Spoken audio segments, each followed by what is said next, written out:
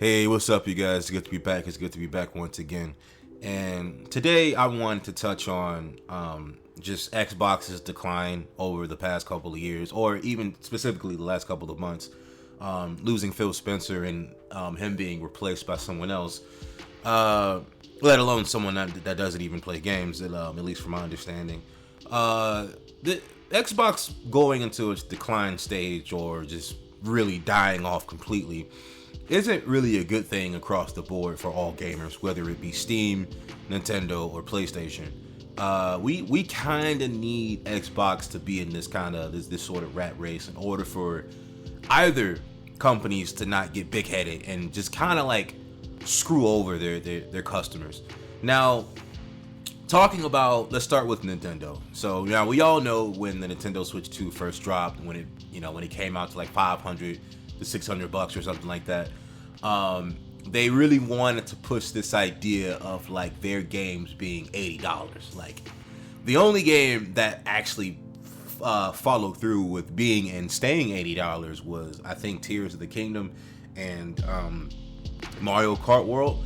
But I guess that as the pushback over time of a lot of consumers complaining about the price point and like just what they had tech wise, they decided to basically have it as just those two games. Now, I could be wrong in terms of they might come back and make more $80 games, but I feel like a lot of people are really waiting on the real game to push the market, which is Grand Theft Auto 6.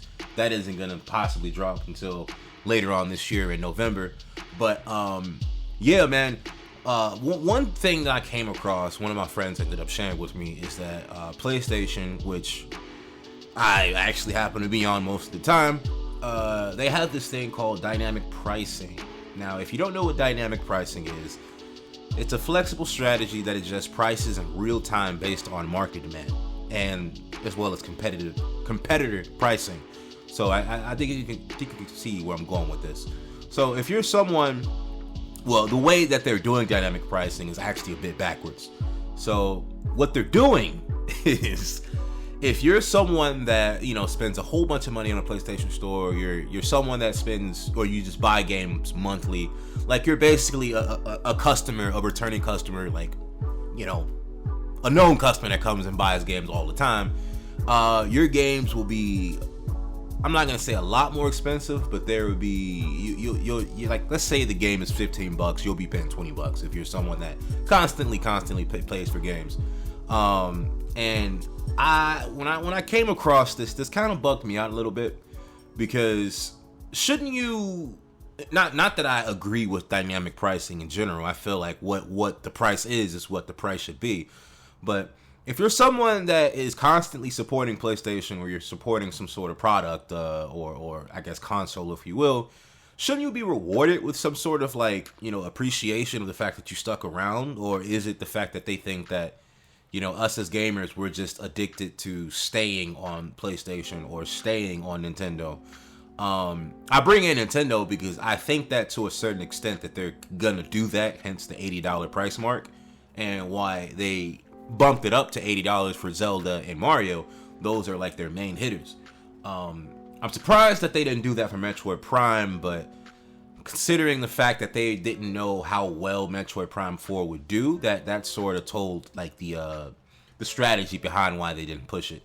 But I think that Xbox needs to, well, I think everyone understands this, that Xbox just needs to step their games up, literally, because they don't really have games that sort of break the market in a way. If anything, the games that do break the market, they're sharing with other people. They're sharing with PlayStation, they're sharing with PC, and they don't have a platform to really stand on to call themselves, part of the big three, if you will. And like later on this year, we're gonna get I think Halo, the first Halo remake, and then we already have Gears of War, even though that wasn't quite a remake. That was more of like a port of the Ultimate Edition. And then there's just quite a few other, like way more games that's coming out for Xbox towards PlayStation, if you will. And I don't think that either of us should be like making fun of Xbox to the point where it's like, yeah, they're finally falling, they're finally collapsing. because while we're doing that, our companies that we're sort of, quote unquote loyal to, they want that to happen so that they can be able to do whatever they want. Now, let's say that PlayStation ends up falling and everybody else ends up falling.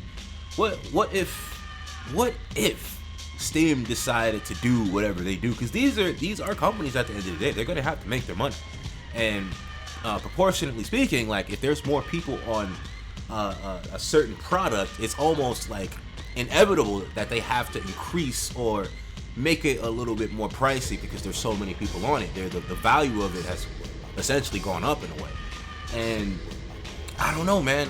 This news of dynamic pricing it has me thinking like, are they about to increase the price of you paying for a month of PlayStation Plus? Like, will it go from $10 to $15 instead, or $10 to $12?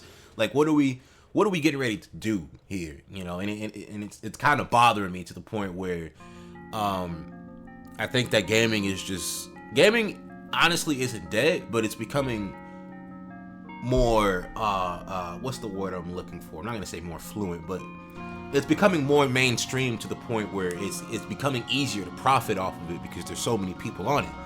And I don't know, man. That's really just where my mind is in terms of this whole Xbox decline and PlayStation doing dynamic pricing, and they have the freaking guts to just clarify and say that they're actually doing it that way. It's just, this is becoming a little bit risky, but yeah, let me know down in the comment section below what you guys think about this. Do you like it? Do you not? Make sure you guys give the video a like or dislike. It's to your liking as always. And be sure to hit your boy up with that subscribe. Peace.